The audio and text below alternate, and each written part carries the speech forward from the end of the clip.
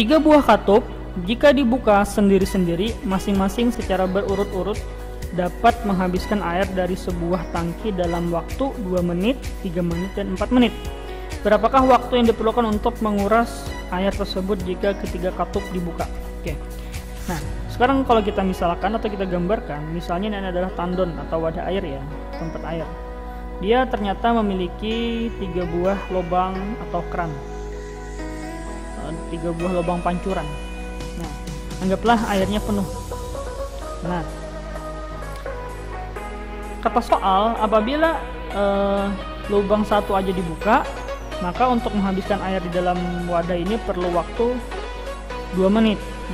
Tapi kalau lubang 2 saja dibuka, dia perlu waktu 3 menit untuk menghabiskan air dalam wadah. Tapi kalau kita lubang 3 saja yang dibuka, maka perlu waktu 4 menit ya. Artinya apa? Artinya cuma satu lubang aja yang dibuka, lubang yang lainnya ditutup. Nah, sekarang bagaimana kalau kita buka semua lubang secara bersama-sama?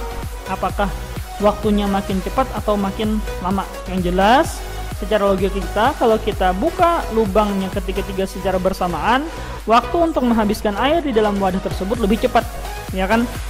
Nah, jadi caranya gini, cara menggabung nilai, ketika digabung nilainya itu atau nilai gabungannya menjadi kecil. Kenapa menjadi kecil? Kan kita tadi kalau kita buka kerannya secara bersama-sama ketiganya, nilai waktunya jadi lebih cepat atau lebih kecil.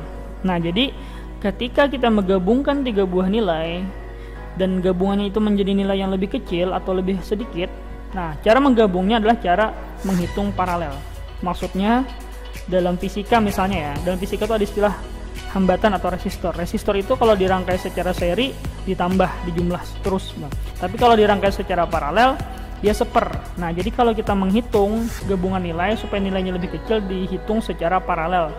Nah, gitu. Jadi kalau kita masukkan nilainya 1/T atau waktu total atau waktu keseluruhan untuk menghabiskan air dalam tandon ketika ketiga katup tadi dibuka. Nah, jadi kalau kita gabungnya secara gini, 1/2 ya kan ditambah dengan 1/3 ya kan ditambah dengan 1/4. Nah, kalau kita teruskan, ini pernya kita jadikan 12 ya kan, 12 bagi 2 6, ditambah dengan 12 bagi 3 adalah 4, dan 12 dibagi 4 nilainya adalah 3. Nah, sehingga 1 per waktunya adalah 6 tambah 4 tambah 3 adalah 13 ya kan, per 12. Nah, kita mencari nilai waktu gabungannya. Akhirnya dibalik ya, jadi kan akhirnya nilainya 12/13 menit. Nah, inilah waktu yang diperlukan ketika ketiga buah katup tersebut dibuka secara bersama-sama. Jadi kan logikanya pasti waktunya lebih cepat, ya kan? Nah, coba lihat, ketika satu katup cuma 2 menit, ada yang katup kedua cuma 3 menit, kalau yang katup ketiga perlu 4 menit. Tapi kalau kita gabung atau kita buka keseluruhan, nilai waktunya menjadi 12/13 menit atau tidak sampai 1 menit. Lebih cepat ya. Gampang kan ini? Jadi ini menghitungnya secara perhitungan rangkaian paralel pada hambatan atau resistor. Oke, lanjut kita nomor selanjutnya atau soal selanjutnya. Terdapat 2 buah bilangan prima berurutan. Oke. Jika selisih keduanya habis dibagi 4. Nah, kalau habis dibagi 4 tuh nilainya kan bisa 4, bisa 8, ya kan, bisa 12.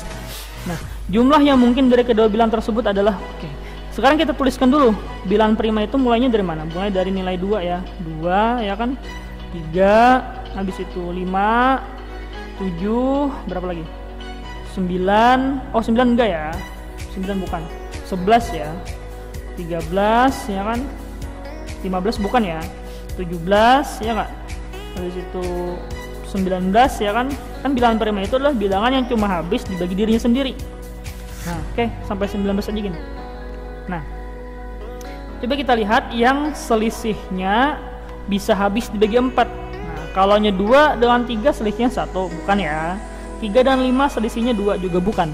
5 dengan 7 selisihnya adalah 2, bukan juga. Tapi kalau 7 dengan 11 selisihnya adalah berapa? 4. Nah, maka ini benar ya. Kalau 11 dan 13 selisihnya adalah 3 ya. 2 ya, bukan ya.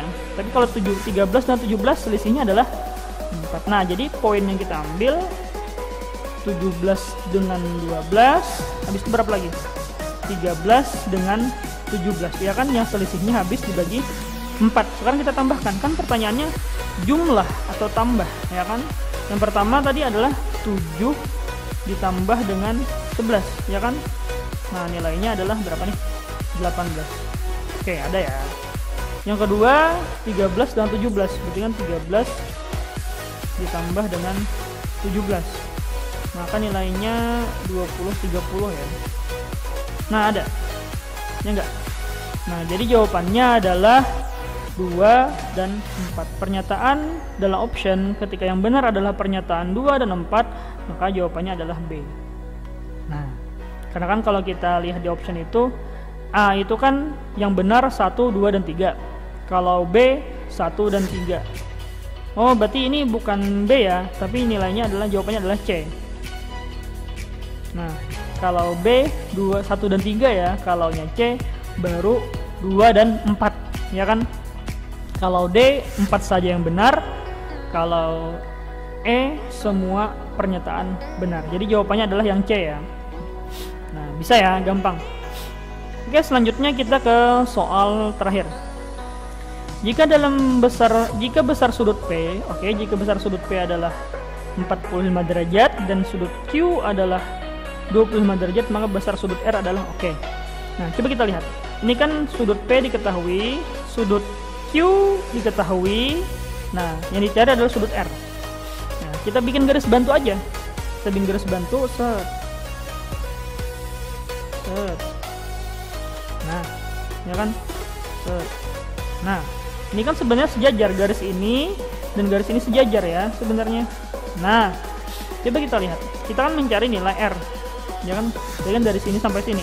Nilai R kan dari sini sampai sini. Nah, coba kita lihat.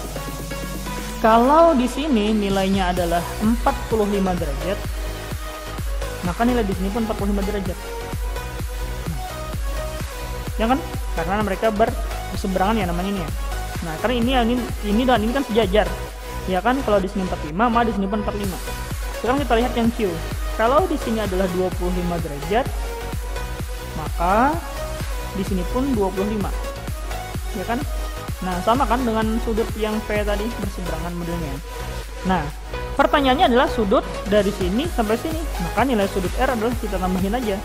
Berarti 45 ditambah dengan 25 derajat. Maka nilainya adalah 70 derajat. Gampang ya. Untuk soal selanjutnya bisa kalian lihat lagi nanti di video selanjutnya.